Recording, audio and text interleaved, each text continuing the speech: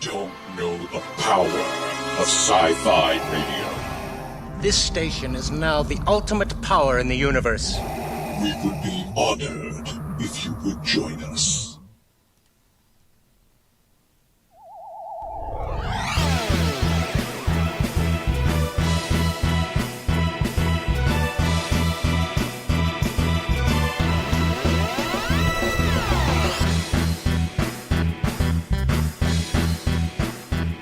There's no beatboxing because Jeff isn't with us yet. But there we go. It's another Thursday night, which means another Talking Bay 94. I am Sean Obi-Shawn Crosby. I'm Colleen Kaylee Crosby. And we're waiting on Jeff. No big deal. He'll get here eventually. Oh my gosh. You could be listening to us over on sci-fi.radio. Sci-fi for your Wi-Fi. That's the URL, by the way. Just type it in, sci-fi.radio. We have all sorts of nerd news, and you can listen to this show and nerd music 24/7, because that's how that works. And then you could be watching us also on Facebook or on Twitch or on YouTube, but not Zoom. We've got Chris and Laura. We've got Don. We've got Talon Thorn. And Foxtrot Joe and Frequent Falcon Flyer all over on Twitch. All right. I don't think we have anybody over on Facebook. Oh, Alan just popped up on Facebook. Hey, Alan. Because he didn't see enough of me last weekend. He's here to see me because he didn't see me last weekend. Right. Exactly so. Let's see. Lori is here on Facebook as well. All right. And Kelly. Woohoo. Got lots of people popping up over there. That's it. That's all we can ask for. Yep. So you already talked about all the stuff we did the previous week, which I felt like it was a really busy week. I think so, yeah. Because we went to Arizona. We did. Yeah. We did lots of family stuff. Yeah. We went to a memorial service. We visited with your family and tried to fix your mom's car. Chris Marble is waving from Pomona, but he's sad that he didn't know about Upland Star Wars Day. Yeah, we saw Chris last October when we did the first Star Wars Day in Upland. And then we moved it to May, which is its usual location.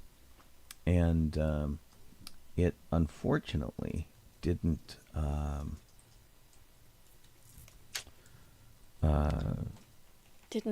not everybody heard about it. So it's hard for a while when those things are new, getting people used to like the days that they're happening and things like that. So completely. It can be a challenge for the first couple days. Don, thank you. I am feeling better. I was mostly exhausted last week, but I'm still fighting with the kidney stone, I guess, because it's in there somewhere.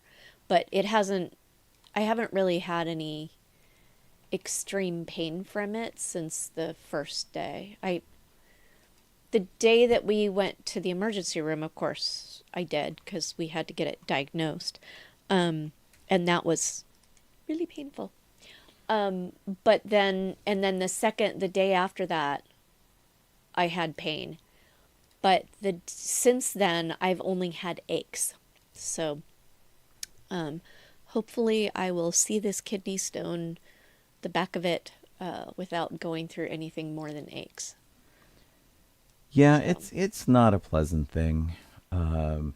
It's one of those things where, it's easy to laugh at when you see it on TV and they're like, oh, it can't be that bad. And all those subplots when you see the guy pull their back and stuff, you're like, oh man, it can't be that bad. No, it's really that bad. It's really pretty terrible. Yeah. Yeah, Colleen was quoting Friends. Kidney stones. Kidney stones. What else could it be? Kidney stones? Or it could be kidney stones. Iqbal Thiba is pretty amazing. It's sad that that's my favorite thing he's ever done. He's done way more stuff. I love him. Bajillion things. But that is the thing that just comes to me. Crowning achievement. Yes. Well, comedy makes us laugh. And Right. we always remember, the Kidney comedy. stones. So that was good.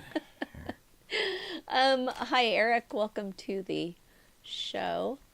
And Vicky Skidmore. Howdy. Oh, hi, Vicky.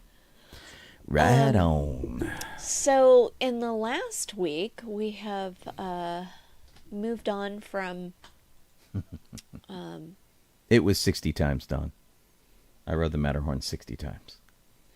Yeah, I'm not going to do that because I also don't want about 3 weeks later for my back to go out. Right. So. I just, I didn't want the legend to inflate. Right. Yes. I will. 100 We are going times. to Disneyland next week. Right. And I do intend to ride the Big Thunder Mountain? Big Thunder Mountain, which is the... That is the officially approved kidney stone ride. Yes. Maybe I would ride it multiple times, but we're talking 5. We're Right. not talking... Yeah. Well, and 60. they didn't say how many times they rode it in order Rude. to get past it. But Because there's a lot of space between 5 and 60.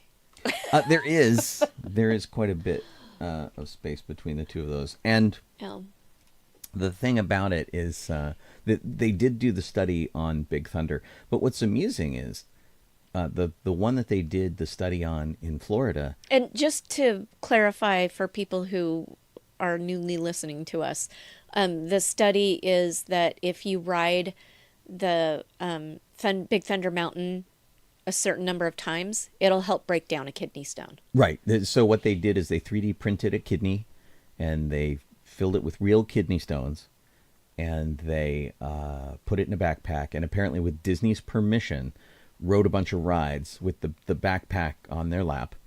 And Big Thunder Mountain was the winner, where it passed 3 kidney stones. So, but the Big Thunder in Florida, where they did this, and they didn't have a Matterhorn to do. So I think they need to come do the Matterhorn now, Right. and update that.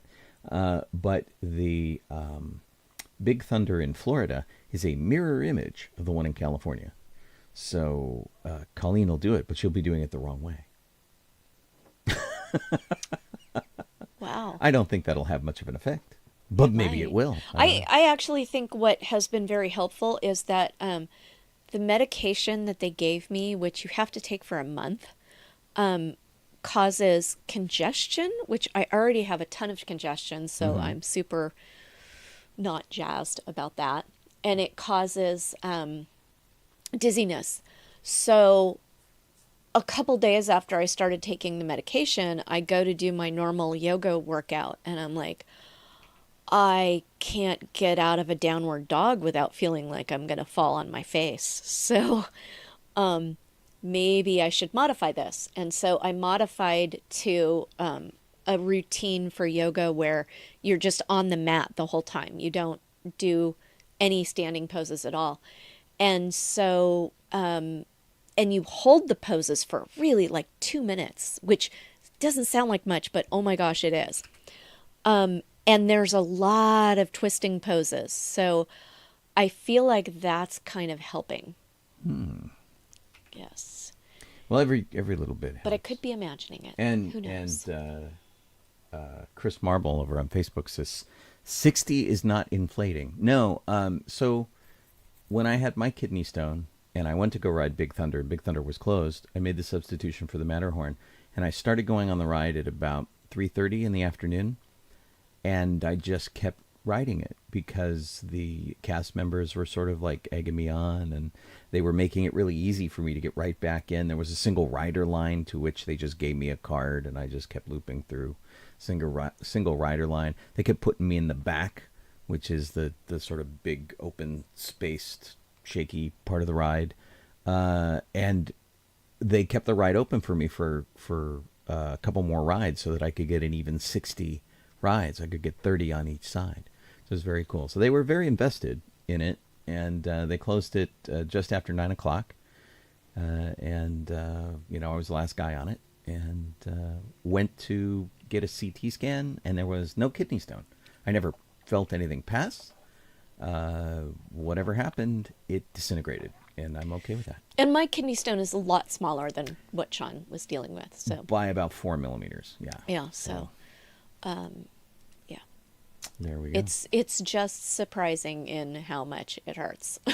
Yeah, I feel bad that you have to go through that because you have already gone through I'm just the very gallbladder. stony. Yeah, I had gallstones, and I had to have my gallbladder out because of that. So Stony Colleen. yes, that's me. I am Rocky. So anyway, let's see what in last week. Star Wars Day at Upland. That's a big deal. So Sean, tell us about that. It was a really big deal. So just to recap quickly, for 15 or 16 years over at the Rancho Cucamonga Public Library, Alan and Adam did a really cool Star Wars Day that started small. It was like a few people and a few crafts and reading stories and a Jar Jar Binks in a dunk tank. And then it became this really big, huge thing. The city got involved. The library backed up onto a mall. The mall got involved. We took over some streets and stuff, and it got really, really big, with an attendance of many thousands of people. We have since jumped libraries. Alan and Adam have received promotions in their job status by moving to the Upland Public Library, and they have basically carte blanche to do these really great Star Wars events. And so we're recreating them over at Upland, where we have been made more than welcome. 501st Rebel Legion, Mando Mercs, the Star Wars Collectors Club of Southern California was there. We had a museum come in that was the ALF Museum. They were representing the science of cosplay and sort of talking about paleontology and cosplay and all this kind of cool stuff, sort of mixing everything together. We had the Amazon reptile group come over and bring lots of creatures that were sort of mildly Star Wars related. That was really cool. All sorts of great stuff. The Saber Guild did a big lightsaber class and presentation. That was cool. And yeah, everybody got very involved. And then on top of that, we did a 40th anniversary panel about 6 months early, because this didn't happen until I think November. But a 40th anniversary panel for Caravan of Courage, the Ewok adventure movie. And so Eric Walker, who played Mace in that, came to the event. He was super cool. Kevin Thompson, who's been in our events before, he played an Ewok in Return of the Jedi and these two movies, Ewok movies for television. He was there, and so we talked about their behind-the-scenes stories and how they got involved and how that sort of affected their lives. Because those movies, which were up on Disney Plus, are very fondly remembered by people who were kids at the time in like 1983, 84, 85 when those came out.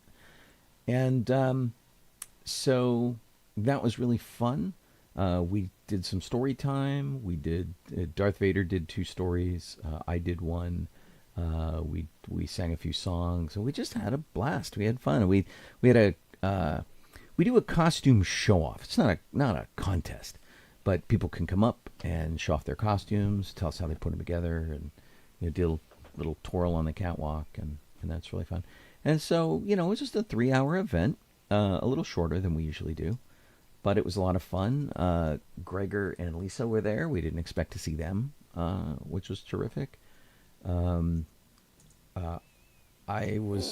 Gregor showed up, I was pretty much the only Road Squadron car. Gregor has a Honda Fit that he's doing up as a Star Speeder from Star Tours, the original incarnation from '87, and that was fun. And we had a really terrific time. And so we had a good sound system this time, which we learned how to use, we over the course of the event. We some pretty great stuff. And the library itself is a pretty sizable library. It's got this very interesting 1960s style architecture. It reminds me very much of a 1960s department store. It's got like a Broadway Buffums kind of vibe to it, which I think is pretty interesting. And I think all told, everybody had a pretty good time. And it was much better attended than the one that we did in October. I think we got the word out better than we did last time. Word of mouth has been really good because everybody wants to know when we're doing Rancho Cucamonga. Of course, we've been telling them they have to divert over to Upland. And yeah, it was really great. But we were down a few people who would usually come out. Like Jeff didn't make it, unfortunately. He was moving his house. He wasn't picking up the whole house and moving it, though. The contents of his house. Right. And so that was, so he wasn't there. But, lots of great people did show up, and we had a really terrific time. And, all I've been hearing down the course of the week was that, it was great, and they can't wait till next year. Sweet. Yeah, so there we go. So it was really a lot of fun, and the community sounds like they're getting behind it, and the people, apparently the Mayor Pro Tem was very excited with the event. And when we did this in Rancho Cucamonga, people were like, oh, of course we expect these big giant events because we're Rancho Cucamonga. Upland is a lot quieter. Colleen and I attended our friend David's wedding there at a little theater in Upland, and it was on the main street and there was not much happening. It was really quiet. You could run back and forth to your car and not worry about traffic, and on what should be a busy weekend day. It's a cozy little community, and so I'm glad that they see us as some kind of big old excitement there. We're used to doing this stuff, and it's not a big deal for us. We just make it happen. And but to have the community embrace it and think that it's a really cool thing and want to come back and bring other people and that kind of thing, it's really nice. Alan says, thank you for being part of it, Sean. It was great having you, Adam, and I back together again. Yeah, it was Three Musketeers. It was pretty great. And that's not to imply that we're the only people who put an effort into it. Right. Because there are, of course, lots of Star Wars costuming groups and all these other organizations that came out and did stuff. But, it's nice and that we Gregor get to keep it going. notes that the parking could be better. The parking could be better. But, it was jam-packed, and I feel like the parking over at Rancho Cucamonga was equally tough because they have the mall there.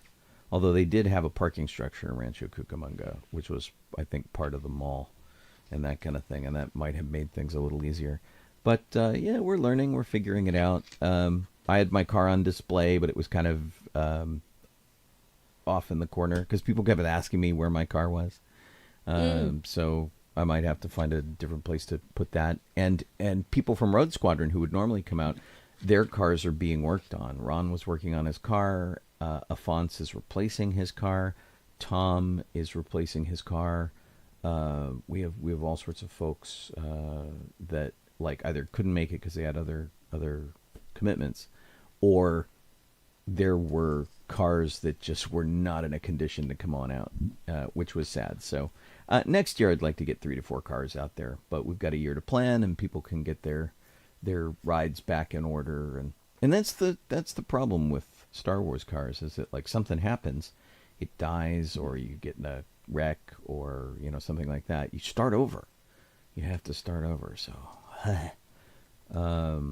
I did it 2 years ago with mine, and I'm finally feeling like it's pretty much where I want it, except now I need lights and my sound system for parades back in it. I have a parade this weekend and I don't have my sound system in it, and I am sad. Jeff says he will be on in a minute. He just got back.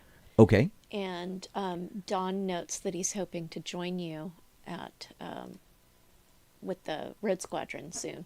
Yeah, that would be terrific. He's already on the build page, and he's been adding lots of decals and stuff to his car. And yeah, I think it's looking good so far. So we will have to see. Nice. I suppose if Jeff's going to be there, I should get Zoom up and run. Right. Then on Sunday, Sean recovered from the busy week. Yes. I And did not do anything important. I went to the farmer's market, and I always spend too much money at the farmer's market. But I was actually really good this time, and I've used up almost all the things I bought there. So, go me. I'm trying to incorporate more vegetables into my diet, and so Good luck with that. it's been a whole week, and I've done very well with it. Yes. But I managed to not buy too many, but got the boost that going to the farmer's market can give when you just look at all the lovely vegetables and you just your mind goes, I can make all these things. But I was able to rein it in and only bought the things I actually needed. And then I went to the Culver City English Country Dance, which was fun. And that was also actually really difficult because of the medication that I'm taking that makes me dizzy, because there was a lot of spinning. And so when I took the whole spinning thing and added to that I have a problem with right and left. And English country dance depends on you knowing right and left very quickly. You know, not good to have to think about it. And unfortunately, at my advanced age, I still have to think about it. And so you combine those two things, and it made for a really challenging dance session. But it was still fun, so I'm glad I went. And then Sean was working at Henson, so we didn't do anything for Memorial Day because Sean worked at Henson on Monday and Tuesday, and I just sort of puttered around the house on Monday. What came out of working at Henson, which is really cool, because they have released the trailer, I can tell you what project I've been working on. I got permission to do that, which was really neat. Which is, the Arkham series of Batman games. They're doing a virtual reality version for Meta or Oculus that's called Arkham Shadows. And it's really neat. So they've had incredible actors coming in and playing all of these great Batman characters that you are going to get to interact with on a first-person point of view basis through VR. It's a really neat-looking game, and we shot, and I think we just had our last shoot day, 36 days, which is kind of a lot for a video game and stuff like that. 36 days is an awful lot, and it's a lot of content. Apparently, it's going to be quite a long game, and it's everything you expect from the Arkham games, but it's in a first-person perspective, which I haven't really done before with a VR headset. So it's gonna take a little learning and stuff. Anyway, I had a really good time the past couple days, with the exception of we were going for lunch. One of the perks, one of the benefits of being at Jim Henson Studios is that in their little cafe they have a pinball machine. And so we've gotten quite attached to it, and we've spent some portion of our lunch breaks there going to play this pinball machine, which is Labyrinth. It's based on Labyrinth. And it's really great. It's a really fun machine. And, of course, because they are Jim Henson Studios, they have, like, all the bells and whistles attached to it, like the top-of-the-line machine, which is really cool. So Monday we couldn't go in because it was Memorial Day. So technically, except for us, the studio was closed. And so they had that all locked up and whatnot. But Tuesday, of course, we went in. And I went to go in and meet the rest of the guys who were there playing some pinball. And I missed the step, and I went down hard. And I've seen people do this kind of thing at like conventions and stuff, and I've certainly been there to help other people and whatnot, but you never really think about it happening with you. And man, it was just terrible because I went down, I put my hands out, and so, jammed my wrists and tweaked my fingers and did all sorts of stuff. I had a drink in my hand, which promptly emptied itself into my ball cap, which fell off my head. It's the funniest part. It really is very funny because laugh. I It's have like when a you fell ball cap down, but- full of Diet Coke, and of course it splashes all over the place. And then I scraped up my knees, landed on my knees, which is never good. And then of course, you know how you like try to keep yourself from falling as you're falling. So every muscle in my body is sore.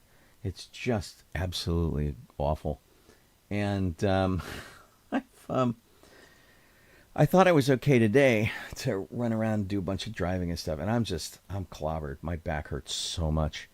And it's funny. Everyone's like, did you hit your head? And I'm like, I don't know if I hit my head. And honestly, so okay, I got hurt and it's whatever, and I feel bad and blah. I feel really bad for the cook over at the cafe because she came out and she's like, "Are you sure you're okay?" And she was like, really attentive and like wanted to replace my soda. I'm like, "No, it's okay. I got another one on set. Everything's fine. It's just don't even worry about it." And she was really worried. And so I sat down for a minute, sort of to appease her and whatnot. But I didn't, I hurt and felt terrible for falling. And then I felt guilty. She was like, "Are you okay?" Because, this is her domain. And nobody wants to, she doesn't want anyone to get hurt in there, of course. And, but, it's nothing worth writing home about. I'm not going to the doctor or the hospital or anything. But, man, everything hurts. And that sort of I had another 4 or 5 hours of the day to go after that. And that was a challenge. It was very interesting. But still glad to be there. Still had a great day. And everybody on this shoot was so nice. They were so terrific. And we, honestly, there was just goofing off all the time while accomplishing your stuff. And that's the best work environment where, like, people are funny and having a good time. And you're enjoying yourself, but you're getting the work done. And that was great. So it was really a neat project to be in. And I can't wait till this game comes out. Just do a search for Batman Arkham Shadows. And there's like a 50-second trailer. It's real quick. And more to come. More to come. And there's a Wikipedia up there for the game. And you can look that up and it'll tell you all the cool actors who are in it and that kind of thing.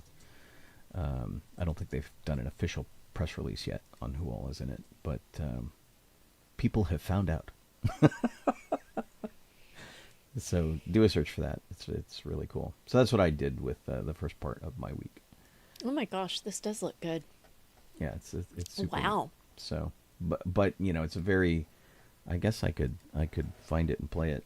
Oh, there's a rat. Yeah, rats are a big part of the storyline.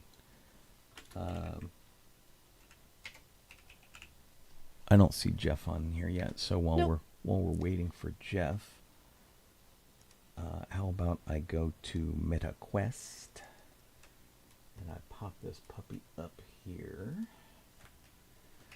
and let's see what we can do. That here we go. Except Colleen. There's Colleen. Okay. Colleen is back with us. Here's the trailer for this.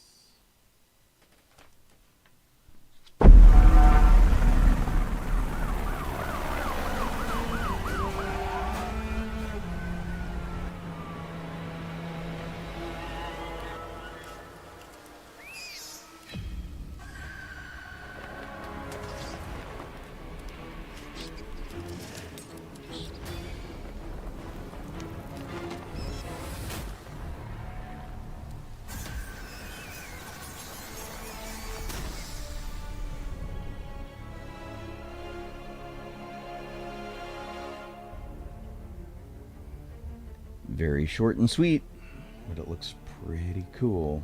So it's Nice. coming later this year, and we'll have to see how it all goes. Showing up on Yeah, so that was the beginning of the week. And then that's pretty much it. Yep. For Frequent Falcon Flyer, this took place at Henson Studios, which is different than the Creature Workshop. Creature Workshop is in Burbank, and the Henson Stages is in La Brea. It used to be the old Charlie Chaplin studio. It became A&M Records for a time, and then Jim Henson bought the old studio, and the Muppet guys moved into it. Of course, the major Muppets like Kermit, Fozzie, Piggy, etc. are all owned by Disney. But they do other Muppet projects there, like Labyrinth and The Dark Crystal, and some individual shows. They did one that involved a fish, which was really cool. And they did Sid the Science Kid, a bunch of things like that. So they do their own things. And they do live shows there, too. Brian Henson has his offices there. And he does Puppet Up, which is the improv puppet show for adults, which is really cool. So you like buy a ticket, you go, you sit down at a table, and you watch these guys work Muppets. And it's amazing to watch. So yeah, they do all sorts of interesting stuff there, but the Creature Workshop, that's somewhere else. I still haven't been there yet. I'll figure out a way somehow to get there. But not yet. Hasn't happened yet. Right.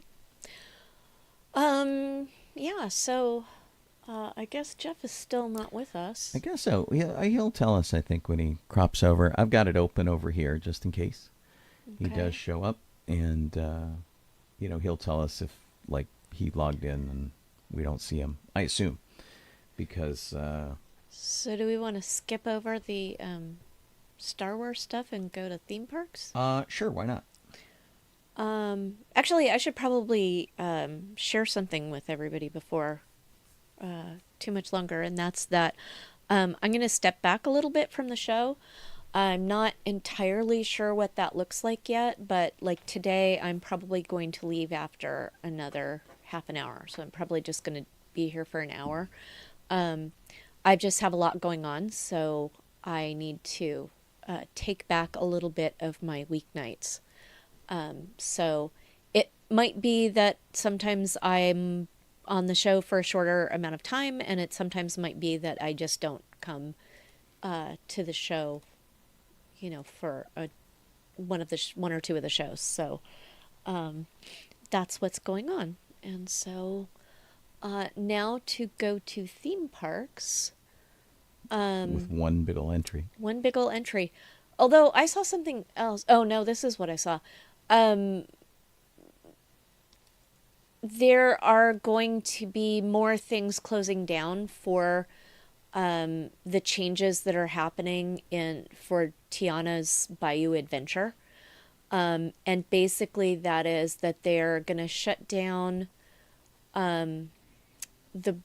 they call it the bridge connecting Star Wars Galaxy's Edge, but I don't think is that really a bridge? It's not exactly a bridge. It's but the walkway that it's goes along the water, and it goes down below the train. It goes under the train, and it goes past the Hungry Bear. Yeah, so they're going to close that walkway for an unknown amount of time. And they're also going to close Hungry Bear. And Hungry Bear will close on July 8th. And that's to refurbish their kitchen. Kitchen refurbishments. So I imagine that during that time, because it's also the Star Wars Galaxy Edge entrance is closing beginning July 8th, that they're going to be closed for the same reason, that they're refurbishing Country Bear. Yeah. And that same date, the canoes are shutting down too. Yeah, and the restrooms that are part of Hungry Bear, it says near Hungry Bear, but they are part of Hungry Bear Yeah, restaurant. they're underneath it. Those will be closing. And the New Orleans Square train station will remain closed, because it's closed right now, as far as I know. And the popcorn and churro carts that are located around Haunted Mansion and that area, the waterfront area, might be relocated. So that's the big Disney news for today. Alrighty. That's all we have. Jeff says he's clicking in. Awesome. I'm looking for him over on Zoom. There he is. Da, da, da, da, da, da. Hey, all right.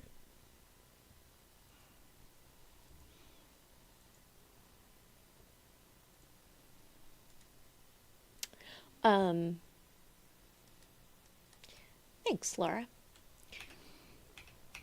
And thanks, Alan. So Jeff, as soon as we get Jeff in, he'll tell us about his big move. Here he is. Woo! Hey, how's it going, dude? Oh, hey there. Oh my goodness. Yeah, it's been a chore. We spent the last 2 months basically either working here or over there. We moved from Orange place where we're living in Orange to another place in Orange. So we go far. We're in over by the Circle now, and it took a while. We did a load last weekend, but did not move. And this weekend we did the remainder of the load. So tomorrow I get to go back to the old place and get all the stepping stones, whatever the. Oh, that's going to be a lot of work. Yeah, because there's an awful lot of them. Wow. Yeah, but that's a lot of lifting and carrying. Mm-hmm. Yeah. But otherwise, we're in the new place. We're still, of course, living out of boxes and such, and it's always fun. Yeah, but well, it does give you a chance to get rid of a bunch of stuff as you move. Yeah, yeah.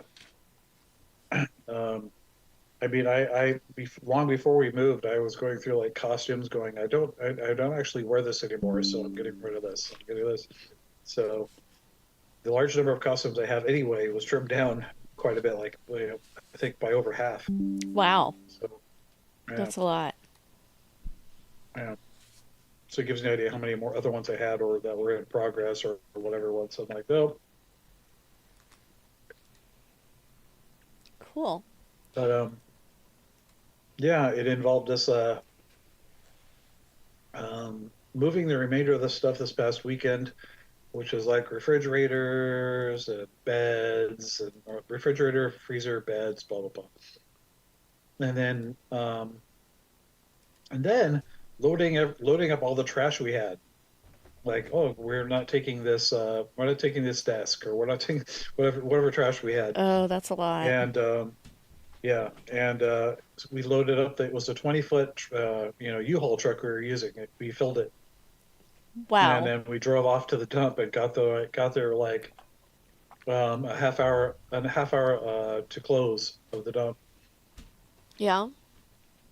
So we weren't even sure we we're going to get in there, but we did. Cool. Yeah, so it was loads of fun.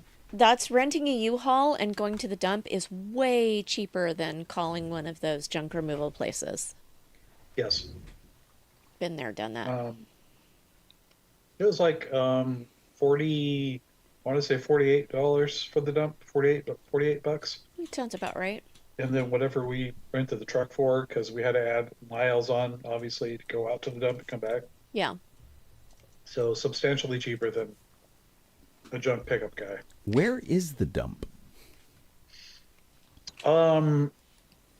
It's it's up by Yorba Linda, I think. That area. Brea, something like Brea, Yorba Linda area, whatever. It's you have to go out. I think we had to actually get off.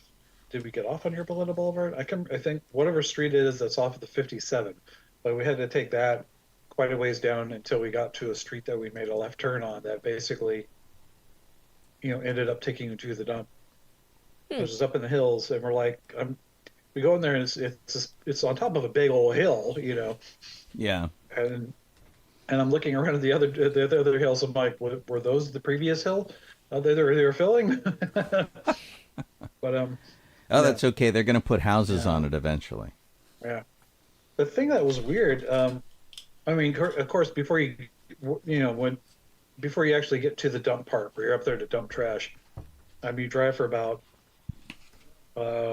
quarter mile or so, quarter mile, half mile, probably up this, whatever road. And on the way there, it's like all that area has been like landscaped and everything. So there's all these, bushes and everything and whatever, and lots of fragrant plants. You wonder why. So, but it was interesting. I had to do that before though, but boy, yeah, that was loads of fun. And then other than that, it was just the busyness of moving. And then when we got moved out, the following days we're just going around and fixing stuff. Mm-hmm. So that's why I was glad I had Memorial Day off, because we were You needed it to literally, fix like, things? Yeah. Wow. So I was patching holes. I was rebuilding molding. Yikes. Yeah. Spackle's magical.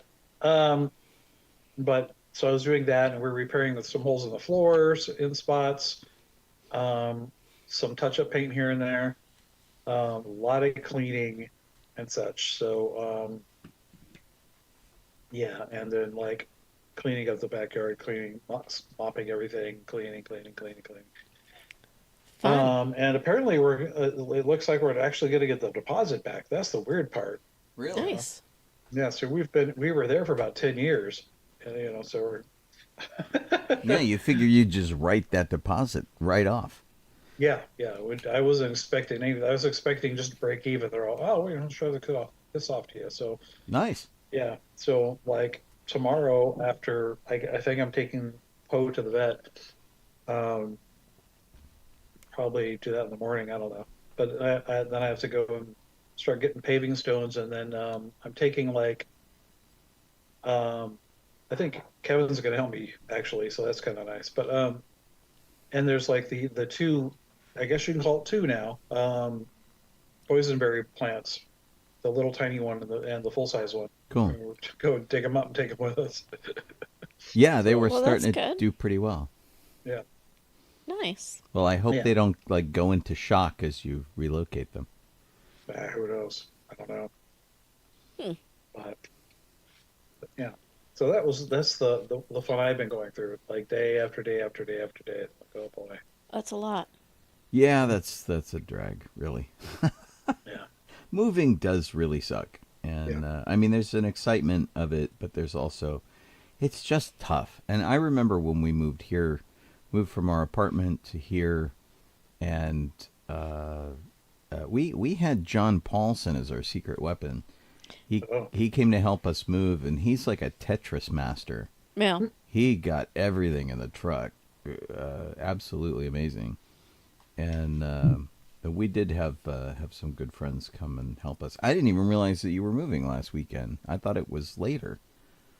Yeah, I thought it was in June that you were moving. Yeah. It was April and June. I'm sorry, April and May. So we had to be out so we're out by June 1st. So that's why tomorrow I'm doing the rest of it. Oh, we must have Grabbing the been. rest of the stuff. We already. Yeah. Got it. So I was expecting a phone call like, come help us carry boxes. Okay. Yeah. So I am.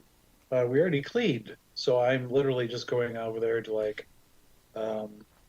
get some paving stones and a couple plants. Right on.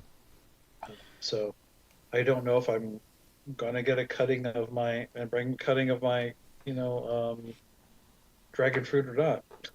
So I'm debating. So Pixley is a duplex. Yeah, it's a 2-story duplex. And when you last lived in it, you like lived on the left-hand side, and now you live on Probably. the right-hand side, or are you back exactly in the same place you were before? I don't know, I think we lived on both sides, so yeah, really. Hmm. It's bizarre, but yeah. That is weird. Okay. Yeah. Strange. But I liked living in Pixley. Just that there were times that we had to move because of what was going on, so their lives or something. So Yeah, that's always complex too. Trying to sort stuff out, doing whatever, and at least you've always had a place to live. So yeah, at least they didn't like boot you and go like, you're on your own, kid.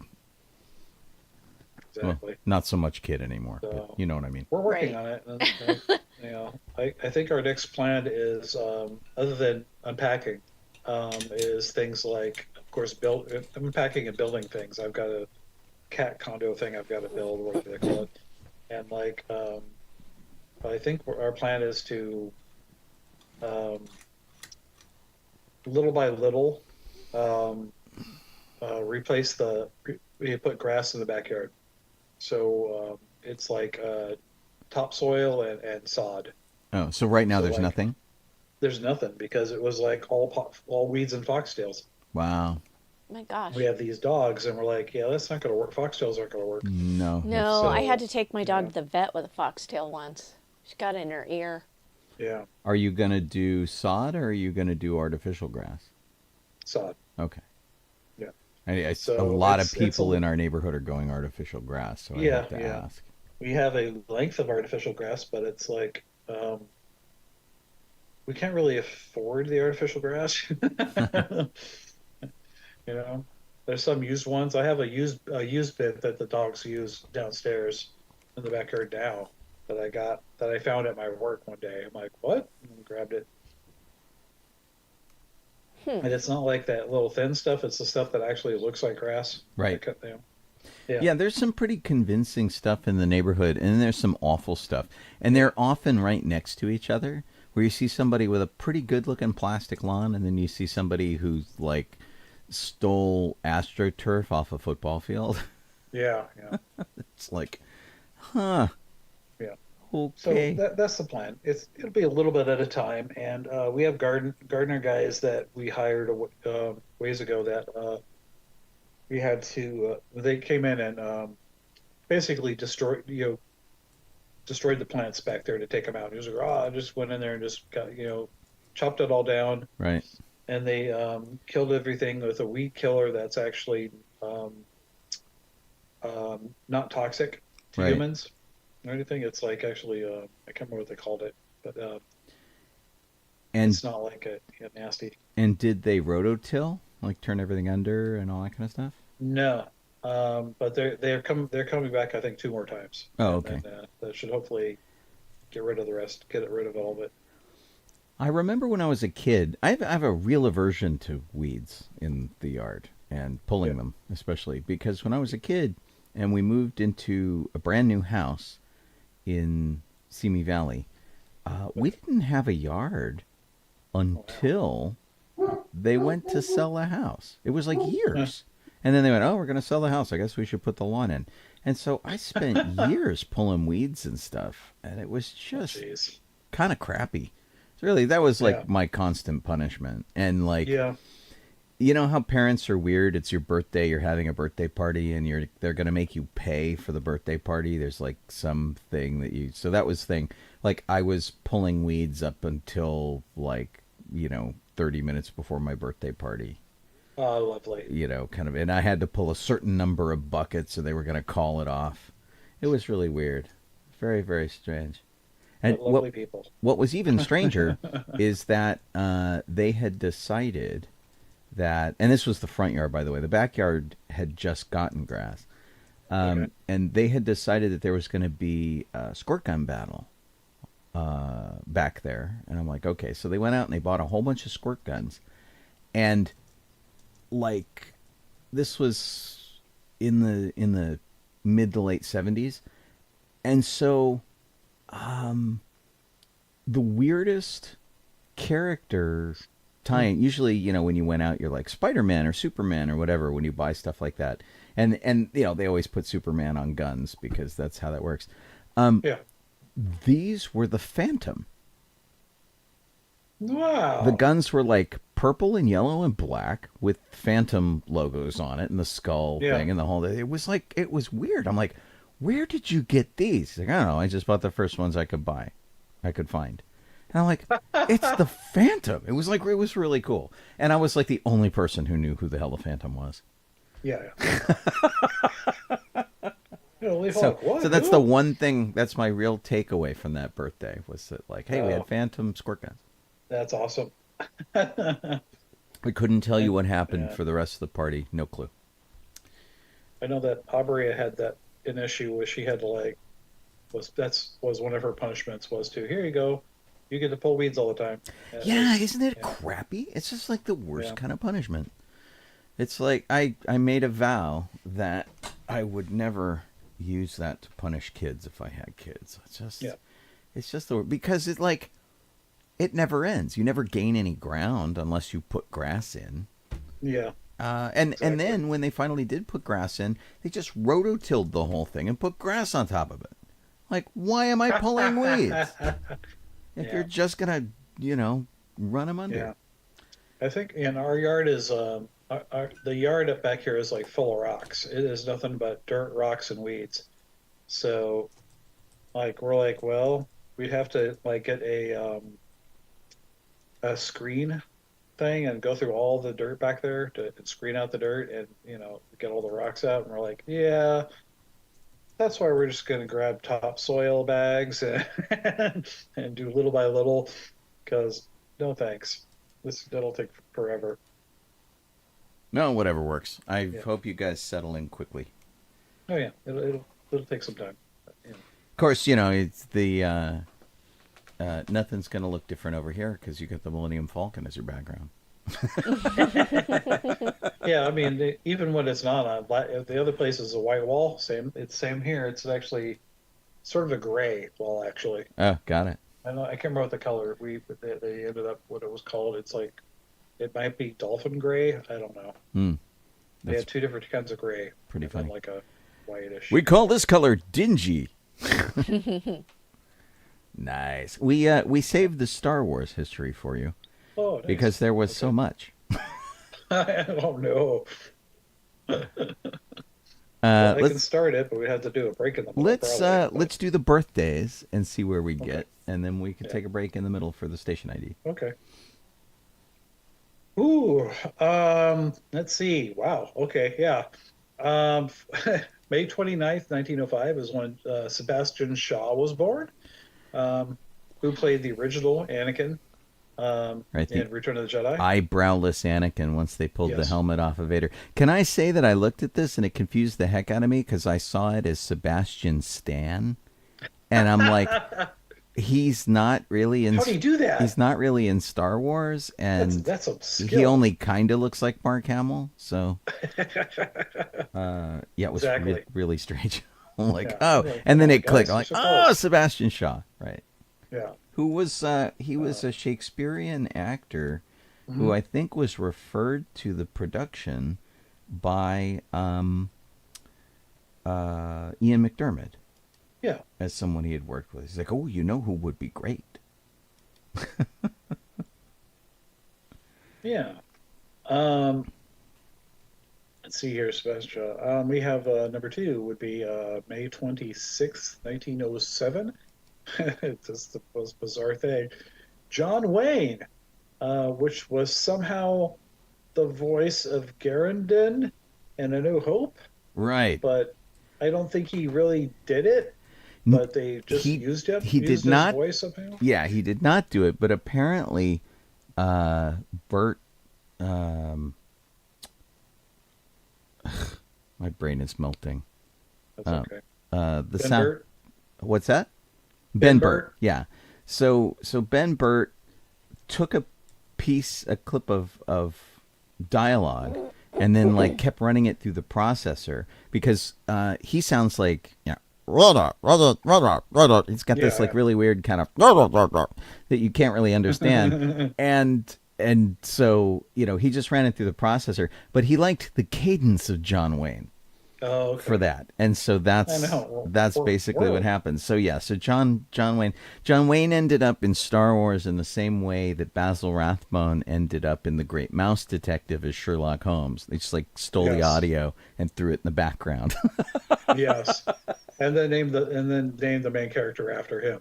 Right. Exactly. Yes. Well, come on. What else would you call a detective mouse? I think Basil was a great choice. Yes, it worked. May 26, 1913, that's when Peter Cushing was born, Grand Moff Tarkin. He is also Doctor Who in the film version. In the movie, yeah. where he took his grandchildren around, apparently. Very different kind of thing. I think he did one that was it, which one was it? Was it the one where they go to the moon, or is it the Journey to the Center of the Earth? One of those two he did. I believe it was Journey to the Center of the Earth. Yeah. Plus, he was Van Helsing in a bunch of stuff. He was in. It's weird to see him as a good guy. If you've never seen him as anything before, if you've only seen Star Wars. Right, and he was in the comedy Top Secret with Val Kilmer, which he had a great bit. The magnifying glass. Right, exactly, which is a great sight gag. The German that's not German. Right. And, he can you believe that in 1952, when they did Pride and Prejudice, that Peter Cushing played Mr. Darcy? Amazing. Like, can you see it? No. He was also in the 1952 really. Moulin Rouge. Yeah. He did all of this stuff. And he did the Hammer films too, a few of them at least. Right. Curse of Frankenstein and all of that, Revenge of Frankenstein, and then he was Sherlock Holmes and the Hound of the Baskervilles. I mean, my gosh, he did so much stuff. But like Alec Guinness, he is remembered now for Star Wars. Yeah. And I love. Ouch. SCTV used to make fun of creature feature stuff where they would always show Count Floyd would always come out with Dr. Tongue and the 3D House of Stewardesses, ooh, yes, whatever, and but all of that sort of came from these movies that Peter Cushing was in, like Dr. Terror's House of Horrors, and all that it's a lot of weird schlocky stuff. It's not that far removed from weirdness, but this is true. Gosh, how many movies does he? I mean, I think he had a really 131 large list. Mm. Yeah.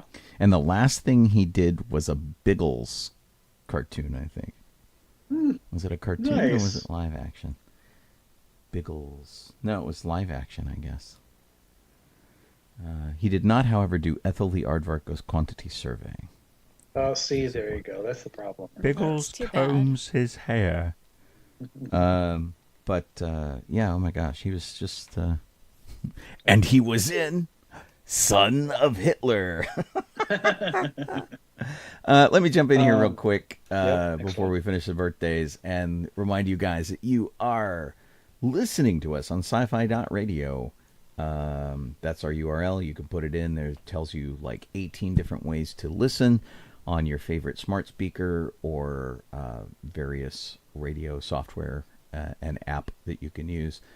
Or you can listen directly off our page through the app that's embedded in the page, or in the How to Listen page, we give you a choice of the quality that you can listen to the show in. You can go 64, 96, or 128. And that's for the entire station, 24/7. Do go check that out. You could be watching us on Facebook, on my personal page, and I think on the sci-fi radio page. Mm-hmm. You can also see us on YouTube, which is a great place to show people shows when they're done. They stay up there forever, I think, but you have to look under live shows. They're hidden. If you go to the page, you're like, there's only 2 shows here. You have to click on the live tab to find all of these shows, because they are, in fact, airing live. And then you could be watching us on Twitch, which is for people who play games, and we're not. So, I'm Sean Obi-Shawn Crosby. This is Jessel Donoho. I'm Colleen Kaylee Crosby. And Colleen had something to say. Yeah, I'm going to check out, so I'll see you all next time. Okay. Bye, everybody. Bye, Colleen. Bye. She's gonna go work on projects and stuff. Yeah. Or watch Veronica Mars. One of the two. Get out of this mess. Go, go. Right. Well, I'll tell you what. Let me put us back to our little 2-up over here. And I'm going to get Jeff Cool beans. here. And... Boink. There we go. Hey. Yep. Just the somewhere. two of There he us. is. I'm cold. Oh, yeah. I clicked the button, but it didn't get rid of it. There you are. Now you're Oh, Just Jeff. man. Yeah. Just Jeff. Me, Just Jeff. Sean Crosby, and Just Jeff. I have, good Lord. There were like 1, 2, 3, 4, 7 today. So, wow. Geez, a lot of the birthday ones. Yeah, we did have so many people, which For this, was... this week. May 27th, 1922, Christopher Lee, Count Dooku, was born. And, Saruman, and so, and of course the Hammer films. Right, and another one of the Hammer school of... Yeah. And he's the inspiration for 007, right? Partially. They say... They insist that it is another person also, but the thing is that Peter Cushing was actually related to Ian Fleming, and that was a big deal. Oh, there you go. So, the thing about Christopher Lee is his war records have not been unsealed yet, 70 years later, because all of the stuff he did was so secret. And he was also honored by England and like 4 other countries. It was like, Czechoslovakia and Poland and a bunch of other different countries because of the work that he was doing in World War II. The guy was insane. Of course, he's been in all these great movies, and he was Saruman and Lord of the Rings and whatever. He's was a heavy metal fan. And at the age of 90, recorded heavy metal albums. Which was, if you listened to the show, Good Morning Tatooine, earlier this week, you heard me play a whole bunch of stuff from him. Was absolutely nuts. Because everybody's like, oh man, Chuck Norris. No. Christopher Lee kicks Chuck Norris's butt. That's for sure. And there's a tale where Chris Lee was talking, maybe it was Saruman, where he was like, going to get stabbed and do this and do whatever. And he's like, no, that's not how a body falls when it gets stabbed. And they're like, how do you know that? And he's like, because I've seen it. It's like, Christopher Lee was a certified badass. And he wore slippers when he was doing, Saruman. And so did Peter Cushing when he did Grand Moff Tarkin. His boots hurt, so he wore what they call carpet slippers, which are the basically fuzzy slippers. Exactly. Listen, unless I'm thinking wrong. But let's see. May 24th, 1925. That's when Carmine. I don't know. Carmine Infantino. And he's a Marvel artist, DC artist, but he worked on the Star Wars comics that Marvel did way back, the 70s and such. I think he did the original run of the Star Wars movie comics, and then like he was the one drawing Jackson and things like that. He was the editor and art artist too. Right, and I'm trying to dig up some of his art. It is very dynamic, but it is not very accurate, which is really funny. So here, I'm gonna weird chewy wood. I'm gonna pop this up here. So where's our thing? Hold on. But I mean, where was this? DC, at DC, I think he actually created the red Flash and the yellow Flash. Yeah. It's so. So here's Vader versus Leia, And you can tell right off the bat if you look over at Vader, like his chest box is wildly totally bizarre, inaccurate. Leia doesn't really look like Leia, and one of the things that always really tickles me is that like they came out with a series of action figures in the in 1990 93, I guess, that were super He-Man looking things. And it was like they went back to these comics and they did this. So this is Luke and Leia. You're looking at the actual sketch pages here.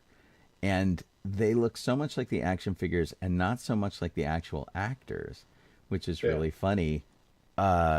It's like, man, these are weird. And now, we always thought it was kind of funny back in the day. I'm like, why can't they get these to look like the actors? This is nuts.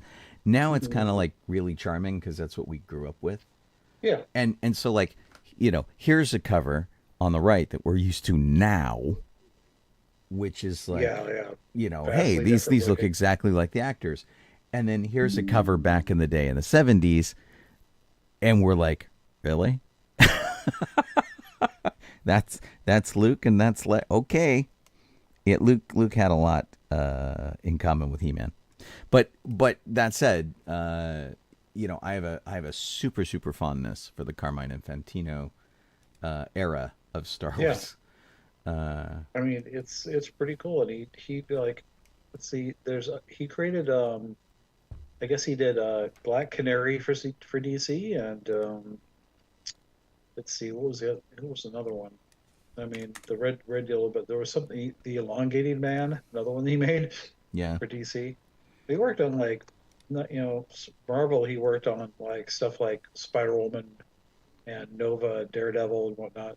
Dial H for Hero, but like, you know, and he worked with Jim Shooter creating characters as well. So he actually had you know, not just the Star Wars run. He had a big run. Well, and he brought Batgirl in 1967. Batgirl had just gotten a big reintroduction through the television series, and so this was his Batgirl. Yeah.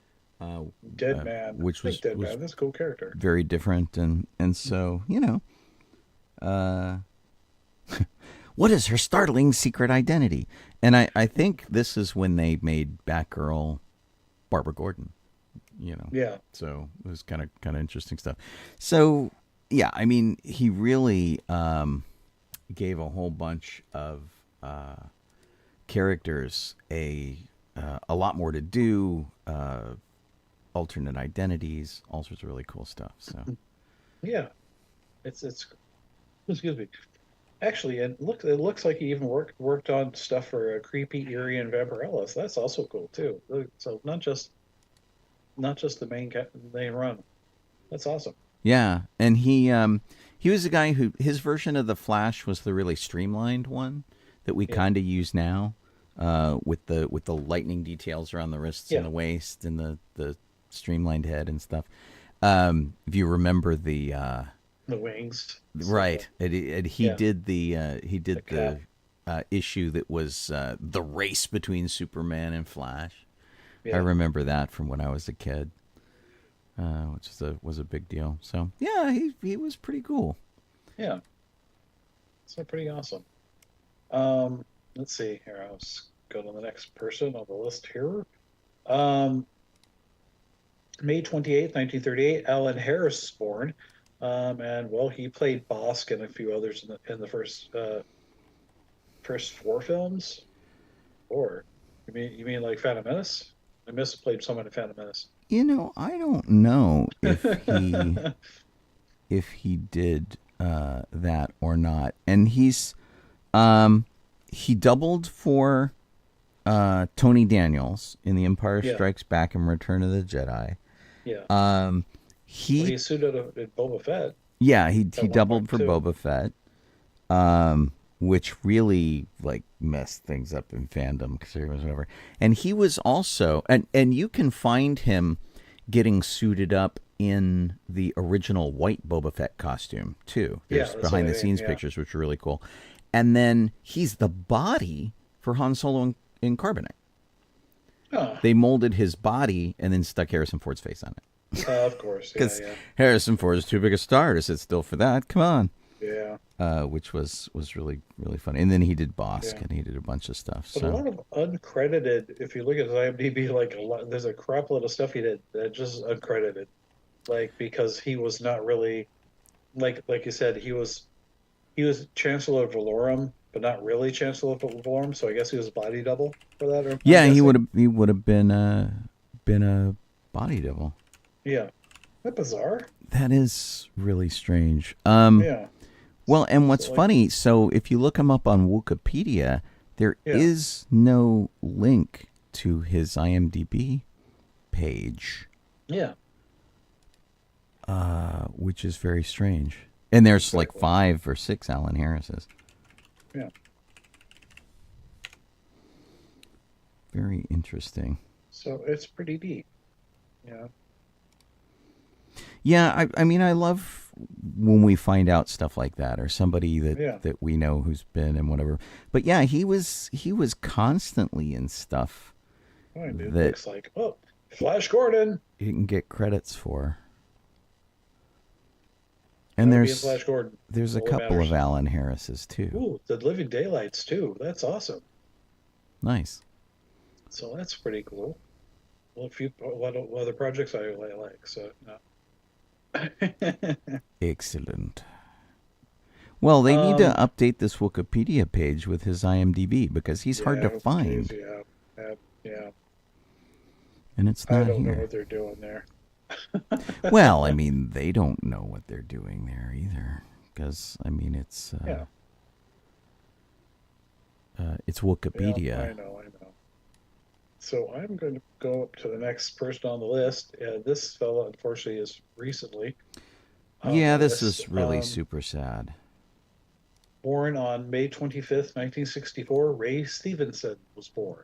And he was the voice of Gar Saxon in Rebels. Right. And the Clone Wars, and Baylan Skoll in Ahsoka, the live action version. Right. The guy was even born on Star Wars Day. Yeah. He was cool. In 2011. He was Porthos in the Three Musketeers. He was in Thor the same year. As Volstagg. And he was in. This is funny. He was also the Punisher in one of the films. Punisher Warzone. Yep. Huh. Yep. Wow. He was in the Divergent series. He was Firefly in G.I. Joe Retaliation. That's awesome. Dexter, I don't remember him from Dexter. All I can think of is the damn music for that movie. I know. Yeah. Is this the propeller heads? No, very Matrixy. I thought he was in Game of Thrones also. Was he not in Game of Thrones? I don't know. I guess not. I couldn't say. I didn't really watch Game of Thrones, so I mean. No, he was not in Game of Thrones. Oh well, whatever. You can't do everything. Can't do everything. But Black Sails apparently is a real popular show. He was in that, so that's cool. Which one? Black Sails. Oh yeah. Yeah, it's the pirate show. And he was in RRR. Yeah. Which was had some popularity last year, which was really cool. Yeah. But the thing that really sucks is that we really liked him in Ahsoka. Mm-hmm. He was really interesting. So good. And they left the show with him. He's standing on like a old Jedi temple-y, statue-y thing, whatever. Mm-hmm. And he's like, raw. And he's like taking this and he represented like the Jedi who'd moved on from the Jedi in a different way than Ahsoka did. Yeah. And became a mercenary and was doing very different things. And so I don't know what they're going to do with his character in the next season of Ahsoka. I don't know. Because obviously they weren't writing him out. No. He had an importance, Yep. important character. So so I'm like, and then they like changed like, I don't know. Like, we'll see what they do. I mean, I don't know if they're gonna recast or what, or if they're just gonna like do some trickery. I don't know. We'll see. I don't know, but he made a huge splash in Ahsoka, and it's really a bummer that we lost him that quickly. Yeah. He was just a couple years older than me. Yep. And I'm like, damn. Yeah. Come on. What a bummer. Yep. Now we're on to the other stuff that is not birthdays. Regular history stuff. You can ignore the first one. That's nobody cares. May 25th, 1977. Some movie that was like the total ripoff of something else. Flash Gordon. Right. It's how did Carrie Fisher put it? That laughingly changed the face of cinema. Yeah. Yeah. That's pretty funny. Let's see here, May 24th, 2007. Both these next two are from that. Is when Celebration 4 kicked off at the LA Convention Center. Which we worked very, very hard to get here in Los Angeles. Yeah. So that's the first one I went to. So yeah, it really worked. We also on May 25th, 2007, got it declared Star Wars Day here in the city of LA with a nice proclamation for the 30th anniversary of the film, which I got to write. I'm very proud of that. It's like, how often do you get to really honor something you love in a way? Yeah. And so I wrote it. I sent it to Lucasfilm. They approved it. It went to the city. They wrote it up. I wish I had a picture of the actual proclamation. I think that would be amazing.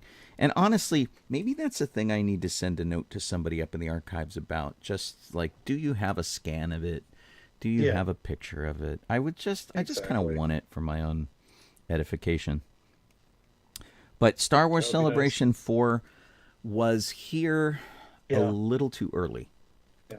It's like, and how did I miss, and how does it that I went there and completely missed seeing you, but I saw your car? How did that happen, Well, because I was far less interesting than my car, and I was probably dressed as Obi-Wan Kenobi, and, being in a Star Wars costume at Star Wars Celebration is basically like being in camouflage. Yeah. Because unless you're something really unusual, you're not going to stand out.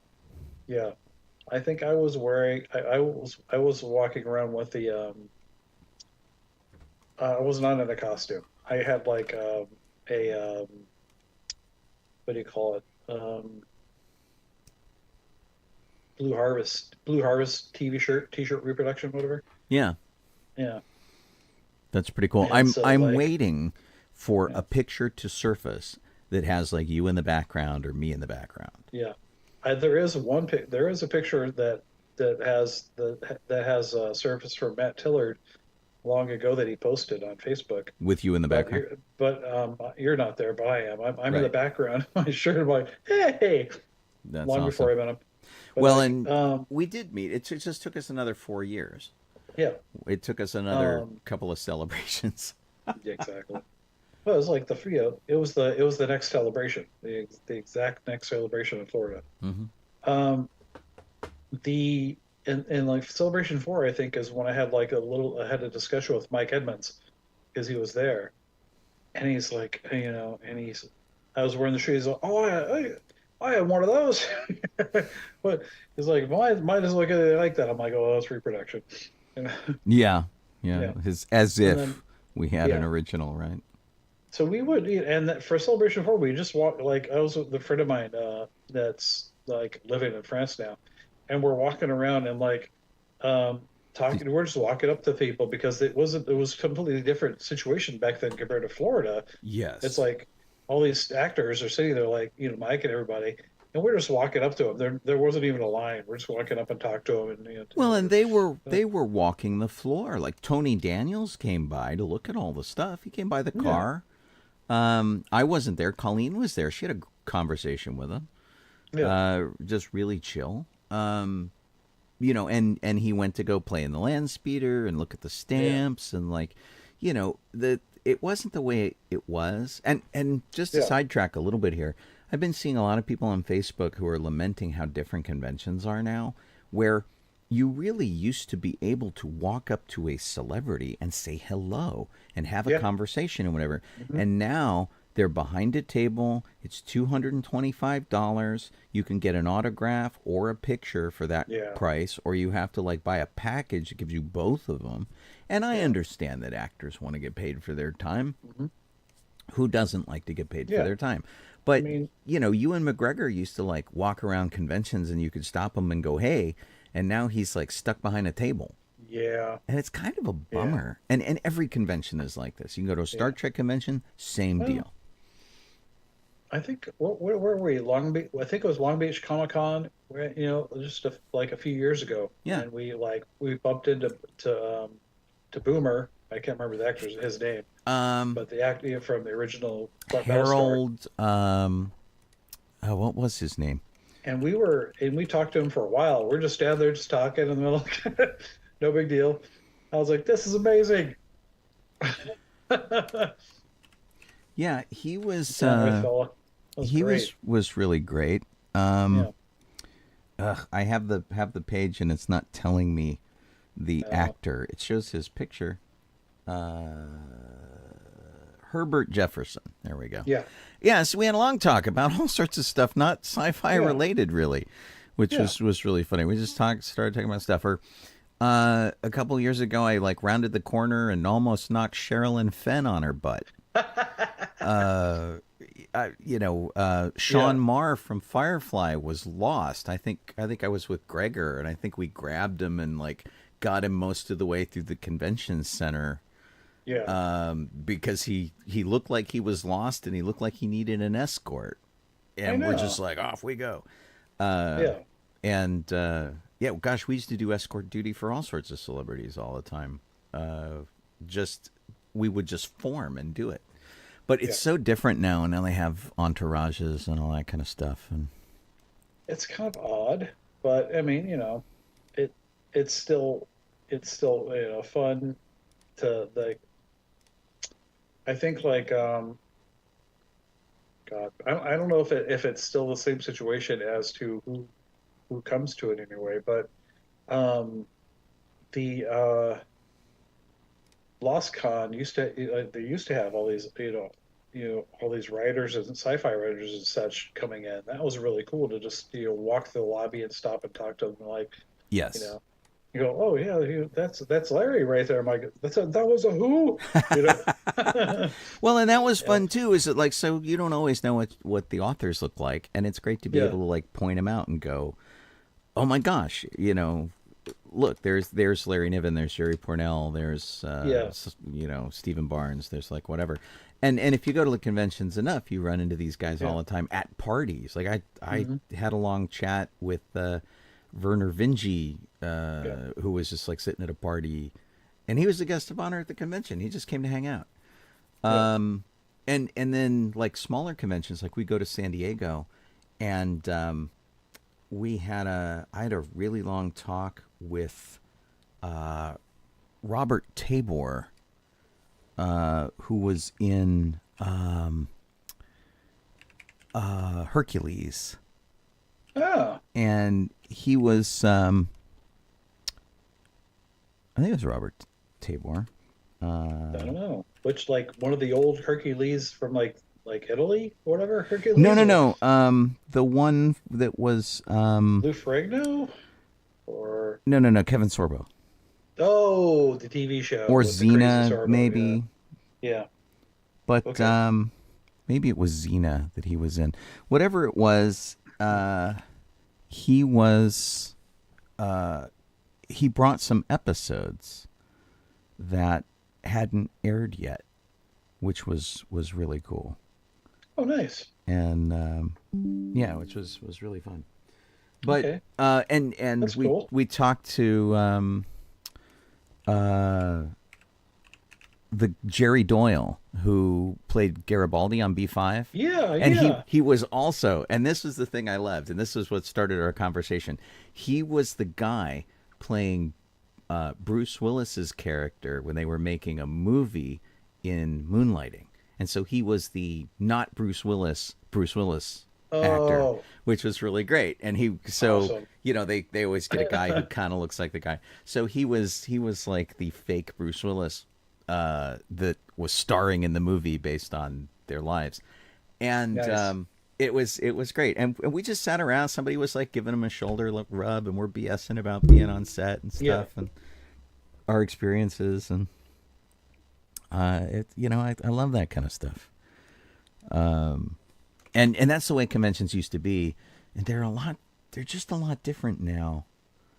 And it does make me kind of sad because everything's like a paid ticket. Yeah, I mean, You still yeah, have a like, chance to like catch these guys walking around Yeah. the floor, but yeah. I mean, like if I do whenever I do CreepyCon or something, like there's with Matt, I at least see a lot of these people. I mean, I can't really sit down and Interact with talk to them. any of them. Like, and it was the weirdest thing. We were like, we went to we were at CreepyCon and Sparrow and me sitting down. We're getting food, and this actor that I recognize totally sits like a few tables over, and we're just sitting there, and I look up, oh, look at that. You know, I'm just keep eating because I'm not there to bug this guy.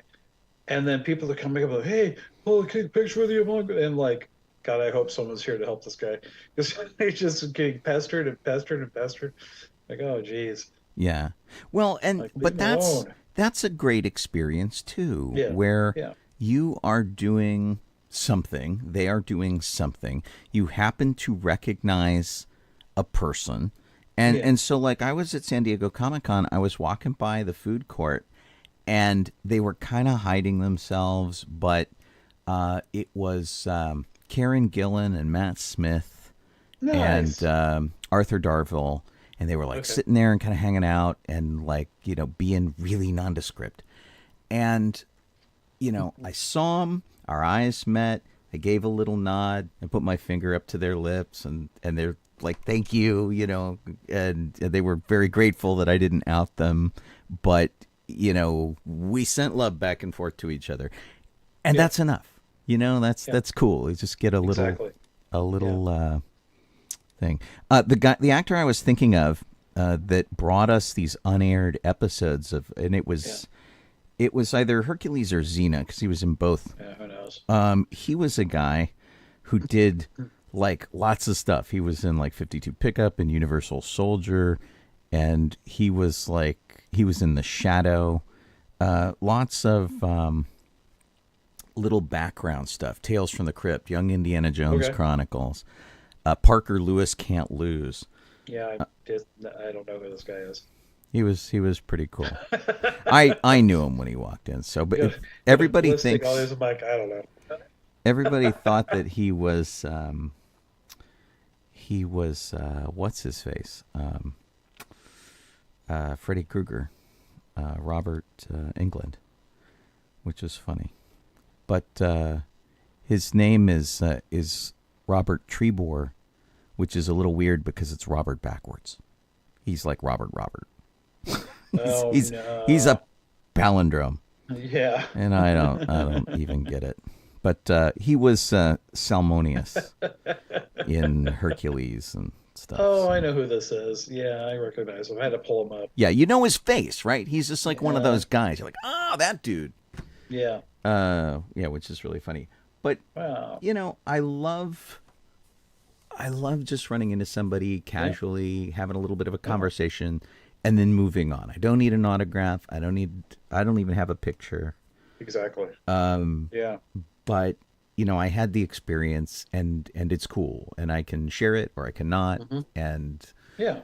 and that's what I think is missing from a lot of conventions. The other complaint that I've heard lately is that the cosplayers that have taken over have gotten very and you and I talked about this years ago, actually. They've gotten very discover me. kind of a deal. And that's a bit of a bummer too, where the people who are just kind of getting started into cosplay feel really intimidated and don't necessarily want to participate because the super beautiful model people are out there, taking up the lobby. And that's kind of sad too, because there's a lot to be said for somebody who made a crappy Halo costume out of cardboard. Yeah. Hey, exactly. Why weren't we invited to this? Apparently, Acolyte was screened at like the El Capitan and some other theaters, and nobody invited us. Yeah, I got like a message. I think that's what I got a message from someone about, and I was not able to go because. Well, I think it was on a Thursday too. Yeah, and it was day and time, and I was still doing all the move and everything. I'm like, I thank you for the offer, but I cannot go and do that. Please give it to someone that can. I did not get a message. Preferably someone who's never been. Right. Yeah, so I'm like, okay. But I also don't see a lot of coverage for it either. Yeah. Where it was like they invited a whole bunch of people, but nobody's like, hey, we went to this opening, which is a little different than they might do. It also is like they probably aren't allowed to say anything until they are allowed to, kind of like, right. Might have been the moratorium. Yeah. Maybe. I get that. So anyway, they did a screening around the world, apparently England and the US and Germany and maybe a couple other places, which was kind of cool. So I haven't mustered any real excitement for the Acolyte yet. Okay. Because I'm interested to see it. I just don't have any frame of reference for it yet. And apparently neither did the writer. Yeah. Who didn't really know even what it was. Star Wars when he started writing. But apparently that's what... I don't think it's really necessary, to be honest. Yeah, apparently that got her the job, though. Yeah. But, it looked... From the trailer, it looks fun, and I'm like, I want to see this, to see, what they do with Carry On Moss, or one thing. Like, oh my gosh, cool, Trinity. So, right. Crossover. Yeah. I haven't seen her do a whole lot lately. That's not like I like Jessica Jones, but her role as Jessica Jones was so. I don't know. To me, it was very dramatic and very slow. With her. Carrie Ann Moss. Yeah. Yeah. So it was like not as exciting. Well, and she was supposed to be supremely unlikable. Yeah. So. The Acolyte writer Jocelyn Bio got the job because she wasn't a Star Wars devotee. Yeah. And so apparently the creator of the show, Leslie Headland, invited her in for an interview. Yeah. And wanted to add her because she didn't really know much about it. She says, she asked me what I knew about Star Wars, and my answer was, Harrison Ford runs around with a giant dog in space? And she said, you're hired. Yeah, that's exactly what it is. And so, how did you know? The idea is that this show is accessible without needing to have a lot of backstory knowledge. You could just jump in and have a cool adventure, which, is the best way to kind of handle that. Mm-hmm. But we'll see how it goes. I mean, it looks pretty. I've seen shows for less. Yeah. So. Yeah. Okay. This Star Wars Hunter. Game. It was interesting. It's hard to tell for me to tell what exactly to make of it. It almost looks like. It looks very arcadey, doesn't it? Yeah. This is not really like a typical, console game. Yeah, I'm gonna run this in the background here while we while we talk.